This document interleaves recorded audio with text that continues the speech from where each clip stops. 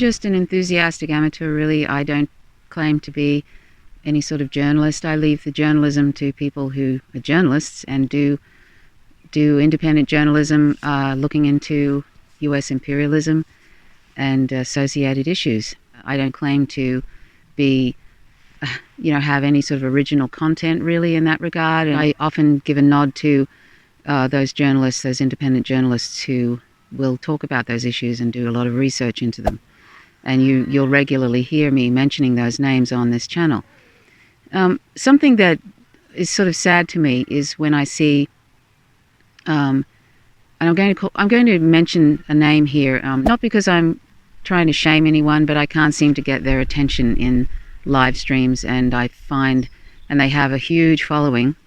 I've actually put a little clip of theirs in one of my videos with a disclaimer, because I find some of their content, well, they repeat national security state talking points about China, and I think even about Russia, but I've heard at least two mentions or three mentions about the Communist Party, China, and China being, with this implication in their videos, in their live streams, that China is sort of a threat. And there's also other problems with the channel, and I'm talking about Vaush now, Vaush. And the reason I usually don't call out people unless I feel like there's something that they're saying that they keep repeating that is problematic particularly for the young viewers that he has on his channel.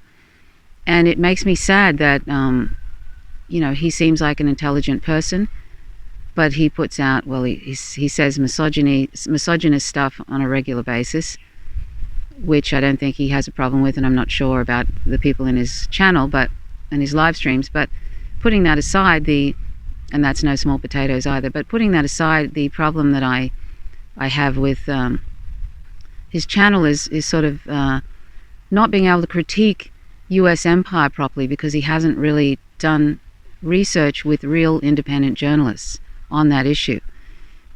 It's not something you can just kind of pull out of your head. It changes every day what's happening in relation to the anti-Chinese propaganda, and that anti-Chinese propaganda is really serious stuff. It's really dangerous stuff. It's leading to a war on China, and this old sort of McCarthyite sort of stuff, the red baiting, the China is some sort of threat, this yellow peril sort of thing. China's not going around invading countries. It hasn't overthrown 60 plus countries' governments since World War II. It isn't going around destabilizing countries. It isn't going around trying to overthrow democratically elected governments like Venezuela and Bolivia and that kind of thing, and installing their own, right-wing kind of authoritarian people in there. China is not doing that. China has its problems, yes, it certainly does, but so does every other government on the planet. But the US empire, if we're not going to acknowledge that the US empire is the greatest threat to world peace today, the US empire is the greatest purveyor of violence, as Martin Luther King Jr. said almost 60 years ago. It is the greatest purveyor of violence on the planet today. And that is true today, what Martin Luther King Jr. said all those decades ago. It's worse, even, if that's possible. It is worse. And that's not because of Donald Trump. That is just whatever front puppet they have, whether it's Obama, whether it's Clinton, whether it's George W. Bush or George W. Bush Sr. or Donald Trump, and whoever the hell they're going to have next, Joe Biden or Donald Trump again, or if in the future, if they have even more neo-fascists like Eric Prince running for president or whoever, it's this whole empire thing is bringing us all to the end of our time as a species on the planet, because if capitalism is inextricably linked to imperialism, and end-stage capitalism, it turns into fascism. It's all bound together. And unfortunately, even though Vaush seems like an intelligent person, but he's putting out anti-Chinese national security state talking points. That's just one of the problems. He's not following independent journalism that actually does, real journalism about those issues and addresses the Pentagon and the national security state talking points, or the national security state, just another word for the deep state, really. Which just is the national security state, the deep state just flows through every administration seamlessly. And that's where the problem is. You know, you have these different administrations, but the CIA and all those, all the different propaganda arms, the social media platforms, they all just seamlessly all put out the national security state talking points. If they want to invade China, then the mainstream corporate-owned media will put out those talking points for the national security state. The social media platforms will help prop up those talking points and with their algorithms suppress channels like mine or any of these left-wing channels, the really big ones. Mine's a tiny channel, but you know, there's big channels with many thousands of people on there, and if they're talking about anti-imperialism, anti-war, they're likely to be they're being suppressed, demonetized, or whatever. That's the new cancel culture, or rather the cancel culture that's been going on now for a long time. Just, you know, censoring people via algorithms and shadow banning, as Twitter is shadow bans, as it came out just recently. And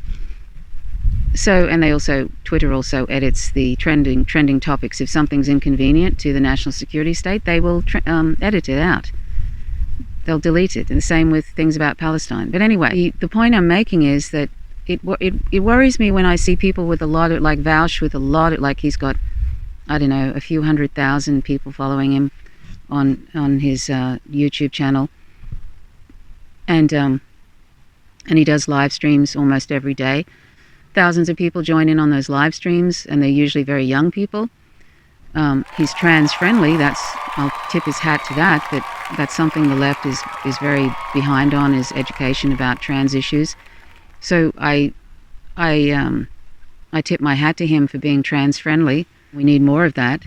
But this putting out national security state talking points, even if it's just dotted amongst this other stuff he's talking about, is really problematic. And unfortunately, he isn't one to kind of listen to people in streams, and he gets a bit dismissive, to put it mildly, about people that challenge him on stuff. I just think, wouldn't it be great if he used that intellect to actually sort of listen to feedback about those problems? We don't need any more people, particularly people who are left-leaning, and I'm talking about his audience now. We don't need any more people being propagandized about China or about Venezuela or about any of these countries that are in the crosshairs of the US empire. And they're in the crosshairs because they're not submitting to the US empire. That's really, it boils down to that.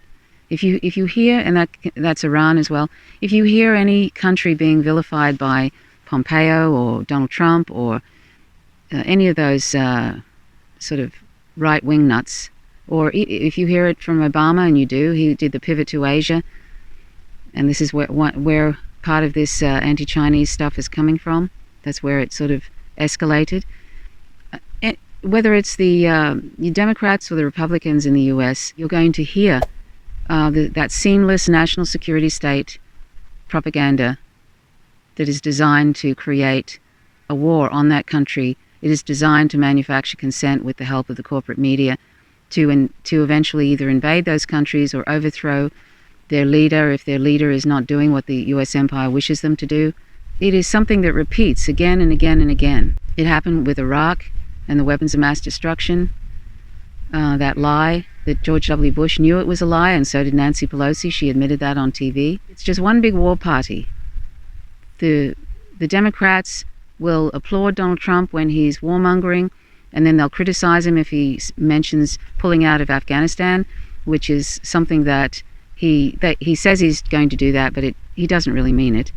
But they'll criticize him for that. Anything which is sort of moving away from warmongering, basically, the Democratic Party will criticize whoever's in power if it's a Republican, and vice versa. The Republicans will do that to whoever's in power if it's a U.S. Democratic Party nominee, president, whatever.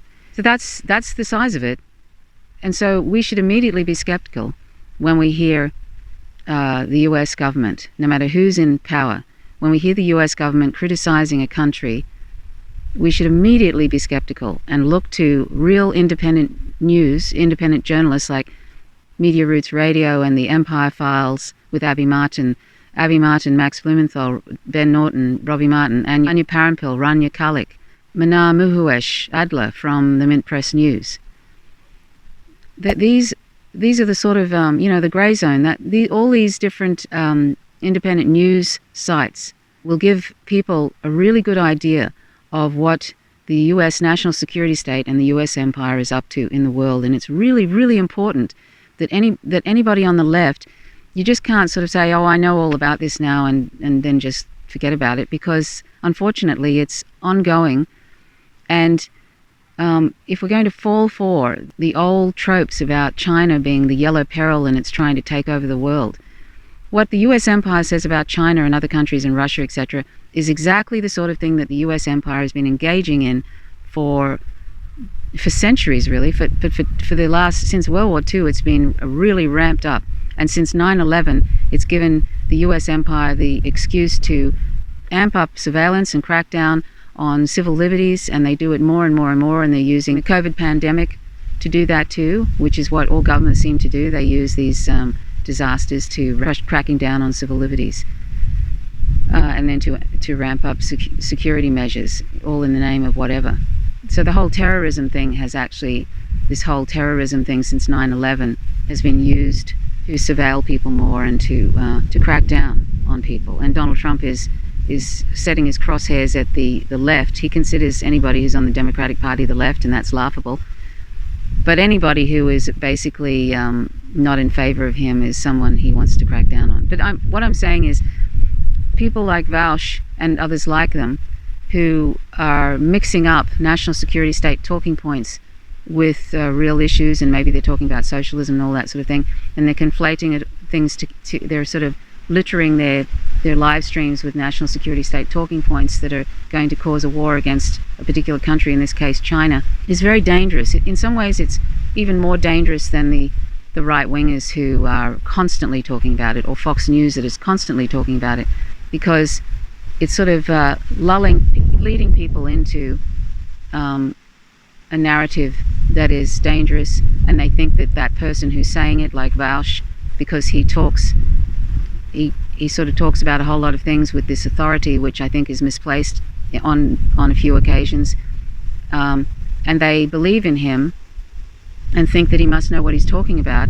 He doesn't really know what he's talking about, and that's sort of a dangerous thing, because there is a coming war on China. Watch John Pilger's documentary, The Coming War on China, it's now 4 years old. There is a coming war on China. It's very dangerous, and they could literally use those limited or tactical nuclear weapons on China. And also the weapons industry is rubbing their hands together, because they always win.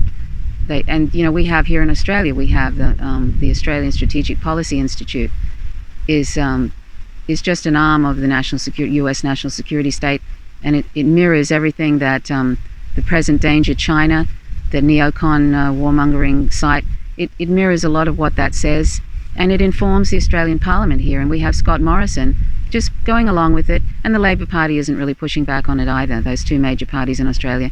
So we're basically going along with this warmongering against China here in Australia. It's appalling. I'm talking about Vaush in particular because he has such a large following on his channel, and like I say, it's more dangerous when people are sort of littering their live stream every so often with anti-Chinese propaganda and US national security state talking points. That's more dangerous, I feel, than right-wingers and Fox News going on and on and on about how awful China is. And this isn't about, that China is some sort of is not doing anything wrong. All governments do stuff that's wrong, and all governments lie. But we need to focus on the biggest purveyor of violence in the world right now, and has been for a long time, and is bringing us closer and closer to not only a Cold War, but a hot war, with not only China, but also with Russia, and that would be mutually assured destruction. And that's what we need to remember. Anytime we listen, anytime we hear any news from anybody, or we hear commentary by anybody, and of course I get things wrong. I'm just, like I say, I'm a complete amateur, and I don't remotely consider myself a journalist. I just comment on what I see. I speculate. I do this because there needs to be more people on the left talking about war.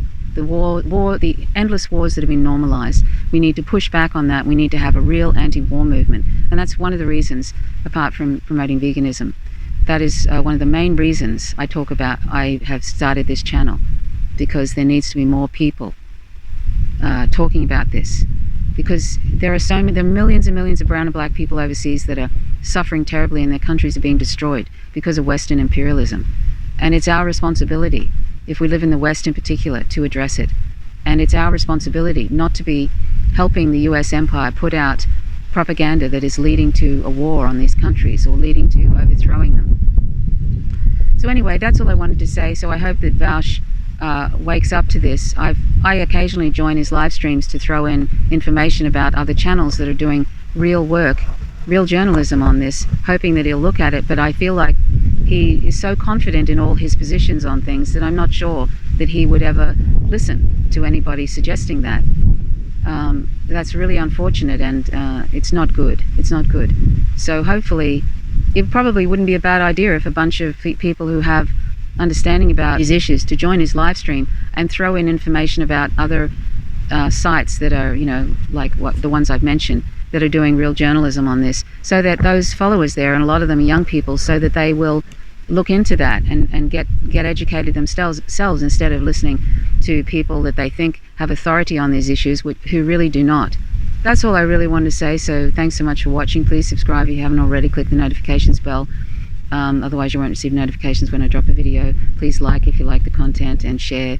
Sharing's always good. And check out the videos at the end. It's always good to click on one of those videos and check out the other content. It helps promote the channel with the algorithms. The algorithms really suppress left-wing channels that are talking about US imperialism. That's something that really happens. It's a real thing. That's the real cancel culture. So please check that out. And thank you for all your kind comments off either in the comments section or in other areas, in other places, in other social media. I appreciate it. So thanks so much for watching. Till next time. Bye for now.